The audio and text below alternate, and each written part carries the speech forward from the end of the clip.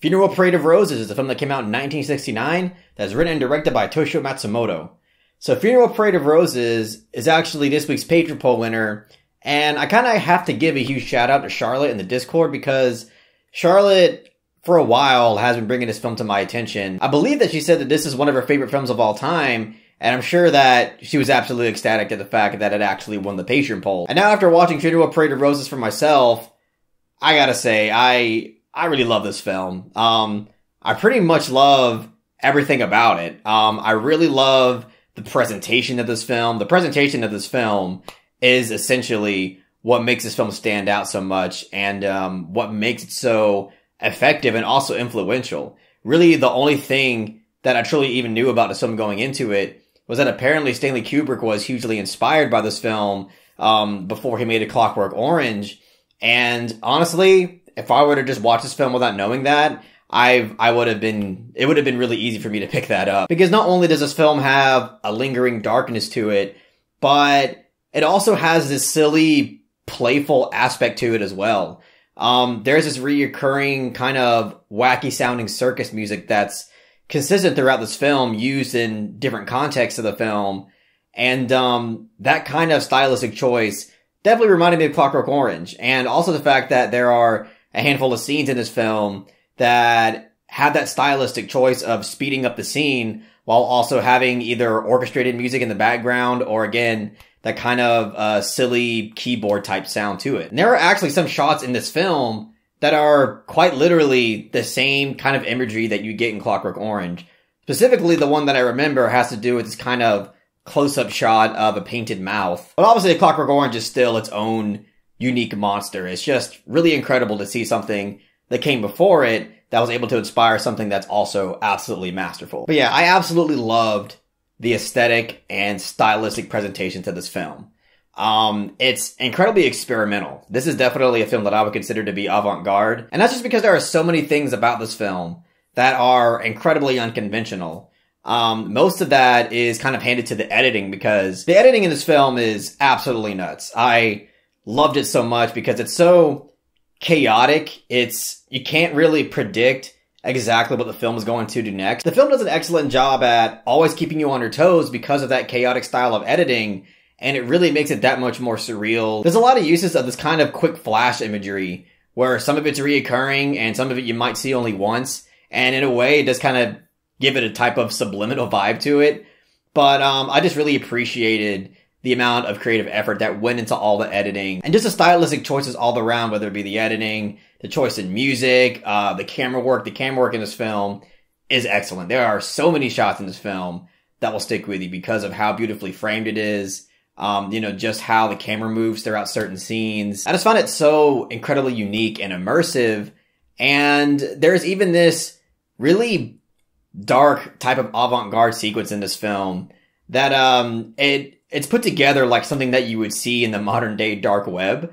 And it goes on for quite some time, and it's just a really haunting and disturbing experience when you're watching it because it just makes you feel uneasy. But I really love the way that that sequence was incorporated into this film because the filmmaker kind of tricks you because the sequence kind of comes out of nowhere and you're wondering like, why exactly are you watching this? And then all of a sudden it reveals that you're actually just watching a film project from one of the characters in the film. And that's another thing that I found quite impressive and unique about this film is that not only does it have this type of meta approach when it comes to transitioning to certain things, because the transitions in this film always kind of catch you off guard, and every single time you're like, damn, that is so creative. But one of the biggest things that gives this film its meta feel is because that this film is technically in part a documentary, because there's a handful of moments in this film where the film itself essentially breaks its own illusion,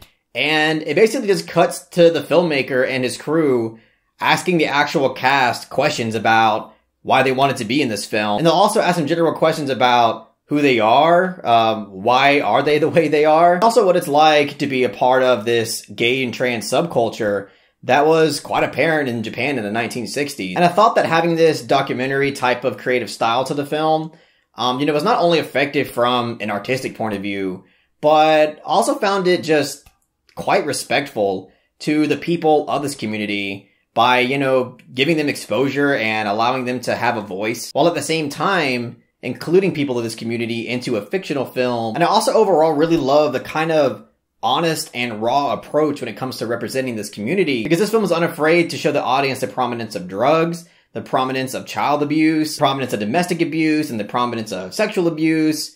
But at the same time, I love how it shows that this subculture and this community is supposed to serve as a way for these people to feel, for once in their life, to be who they are, and also serve as a support group. But at the same time, you know, it's not that black and white. This film shows you that even within these groups, you know, there's competition, there's backstabbing. And overall, this film is filled with so many memorable scenes.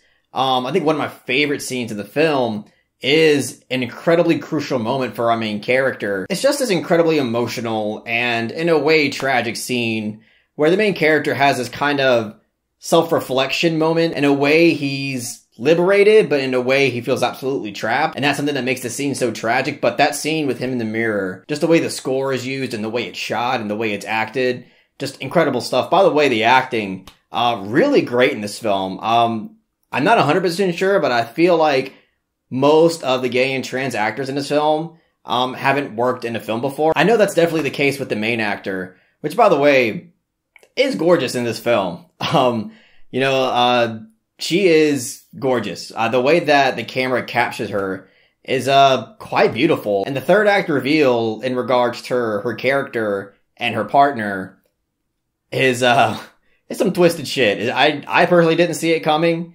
and I think it's a really interesting build up to the reveal as well. Going back to that editing, the film is kind of foreshadowing through, you know, reoccurring pieces of imagery up until that moment. And it just makes it that much more fucked up. But at the same time, you can't help but appreciate how the film was able to build something like that up. But yeah, either way, this film gets, you know, pretty horrific by the third act. It ends on a pretty horrific note. But even though this film is overall dark in its atmosphere and its content, and also just like nightmarish and surreal, it's also quite intimate and sensual. This is a pretty sexual film. And every time there's some sort of depiction of sexuality in this film, it's always presented differently, and there's always a different kind of context to accompany it. The last sex scene in this film, not only is the context just like mind-blowing in a way, but the editing is so ahead of its time. Just again, it goes back to that kind of quick flash editing, but it's just put together in such a way that it's incredibly engaging, and it's almost impossible not to appreciate all the crap that goes into this kind of stylistic stuff. In terms of criticisms, I really only have two small nitpicks. One of them has to do with a crucial scene that involves a character stabbing somebody, and the scene basically has that particular character stabbing this person multiple times, and it was just clearly unconvincing. You could tell that they're like kind of curving the knife, obviously in a way that it's not really stabbing them. You know, I'll give it, you know, it's a nitpick. You know, this film was made in 1969. But I thought I'd bring it up because it is a bit noticeable. I'm pretty sure almost everybody who watches the film is going to notice it. But the second thing is, again, also a nitpick, but there's this kind of scene that I feel like comes out of left field and is a bit unnecessary. And it's a scene where, you know, the three gay and trans characters walk past three women, and, you know, they kind of have this, like, brawl in the street. It felt just a little bit out of place, and I don't really feel like it served anything for the film at all. But really, other than that, I think that this is a fantastic film. I really love it. It's such a different kind of movie. I mean, the amount of creativity that went into this film is unfathomable. This is a film that I can see myself rewatching so many different times, because there's just so much in here. There's so much to unpack. And it's just an engaging film from start to finish. So I'm going to give Funeral Parade of Roses a soft 9 out of 10. I'm honestly not sure why the Criterion Collection hasn't gotten their hands on this yet. You know, it could be, you know, a rights issue. I'm not sure. But, you know, if it's not a rights issue, what are you doing? What are you doing, guys? But either way, that's all I got to say about Funeral Parade of Roses. If you really enjoyed what I had to say about the film, just give it a thumbs up and share it amongst your friends. And don't forget to subscribe to the channel to be updated on more film-related content.